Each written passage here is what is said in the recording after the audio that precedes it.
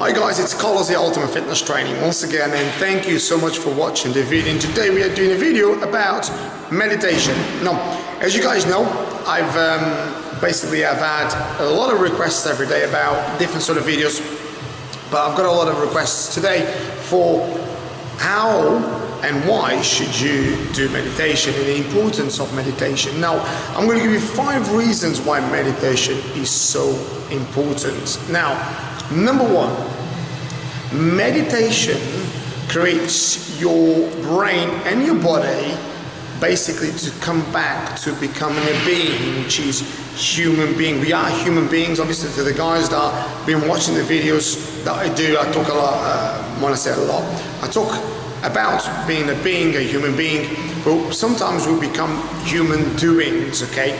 We have so many tasks every single day. We all have, no matter what jobs you do. Even if you haven't got a job, there's tasks to do, there's kids to pick up, there's things to do in the house, there's so many tasks. So what we do really, we become very much like taskmasters, okay?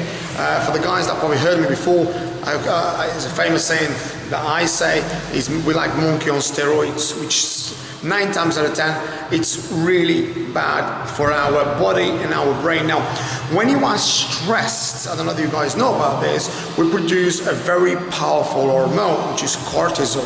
Okay, cortisol is very acidic, and what it does, it actually affects organs, affects the brain, affects basically your biorhythm. So it causes, it's a stress hormone that your body utilizes to cope with stress. Now, don't take me wrong, we produce cortisol when we exercise as well, but it's different sort of levels of cortisol. Now, if your body is staying too much stress for long periods of time, that can become quite chronic, okay? If you guys speak to experts, that can lead to a lot of problems, can lead to anxiety, can lead to depression, it can lead with loads of sentimental health problems, okay? Now, we all have stress. I mean, you can't run away from stress. Is how you deal with stress, okay? So that's one of the main reasons that I would say make sure you meditate. Now, the second reason I would say to meditate is meditation literally rests your brain into a biorhythm, which causes your brain to basically release different waves. So when you meditate, and when you're becoming a being, or being a being if you like, your body releases alpha brain waves. So you've got beta, theta, and alpha. Now what I'm doing with you guys, my brain will be at beta waves, which is basically awake, we're aware, you know, I can hear things outside, I can hear the music, there's people walking about, so your brain's aware of all these things, okay? Now when you meditate, because meditation is what it does, it brings you back into only focusing on one thing at a time. Now, I don't know whether you guys ever heard this, or actually know this, our brains can only concentrate on one thing at a time, but you guys might think, oh Carlos, but I've got this and that and that and that and that and that and that and that and that and that all going on, and I look like a madman looking around. Oh my god, I've got this and that, and really almost like my Saturday dance moves. Actually, I'm a bit better than that, but really, what it is, we can't concentrate. Like say, if you put 10 plates in here, doesn't matter how good you are, you ain't gonna concentrate on the 10 plates at the same time. You know, you go nuts. Do you know what I mean? That's what we do. We've got all these sort of tasks, and it's absolutely crazy. So it's really bad for your brain. So it's so important for you to meditate, to bring your brain waves back to normal and release those alpha waves, and that will create you to become your greatest version. Now, number 3 is your hippocampus. Okay, now, if you guys might think, what the hell is hippocampus now? Hippocampus is part of the brain, so it's an area of the brain that basically, the bigger hippocampus, the more relaxed you are, okay? The smaller hippocampus, basically, the more chances of depression, anxiety, and stress levels, okay? Now, you might say, what the bloody hell are all those words? So in simple words is, the more you meditate, now if you look at people that meditate quite a lot, people that are quite spiritual, they're very calm, they're very relaxed, they're in the moment, okay? So they don't try to escape the moment. They don't try to rush anything, you know? They're just in the moment, okay? They speak quite slowly, they speak clearly. And as you can see, I'm slowing down my words, okay? Now, I'm in the moment. Now, if I'm really stressed out, I'm going to speak very, very, very quickly. And a lot of us are like, we like that. We might not even speak very quickly, but we are absolutely monkey on steroids. So what this does is, being in a moment creates you to literally live step by step, and if you like, second by second, and appreciate and basically relax and be in that particular moment. And that, what it does is enlarges your hippocampus. Now the larger your hippocampus, the less chances of any sort of depression, anxiety, mental health problems. Like if you look at, obviously, top scientists, and I've researched this for a long time, to enlarge your hippocampus as well is by learning different things, by learning a language, by learning different activities, learning new things every day, doing new things every day, because a lot of the times what we do is, as human beings, we do the same thing day in, day out. We go to work, we rush to work, we talk to the same people, we stress with the same people, we in toxic environments, we come back to work, so you come back from work, go home, maybe even be in a toxic environment at home, then we get up, we stress, we rush to work, go back to toxic environment, nasty people again, and horrible people, and you argue, go back to home, you argue again.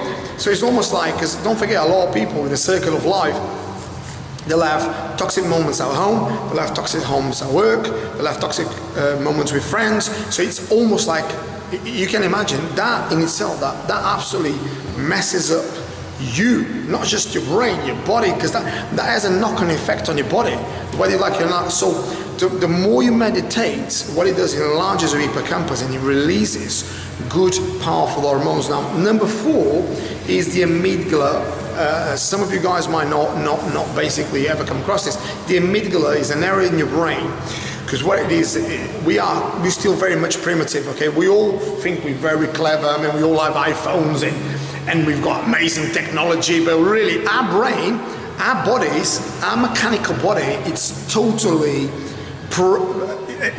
it's primitive. Okay, now we probably, I don't know how much you guys know about the brain, but we've got a reticular brain, right? Which is, there's two brains in our brain, basically, like, right? There's one brain that is totally primitive.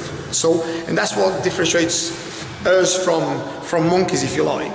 Now, the reticular brain is so primitive, so it's basically, it's like caveman.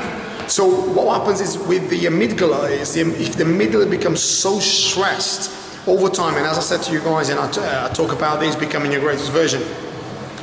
If you are in toxic environments, you argue with people, you hate being around certain people, and there's all this sort of bad vibes all the time, you create neuroplasticity. Now, if you guys Google neuroplasticity, is what your brain creates in order to create new habits. New habits creates new neurons, neurons creates new patterns creates new behavior creates your life.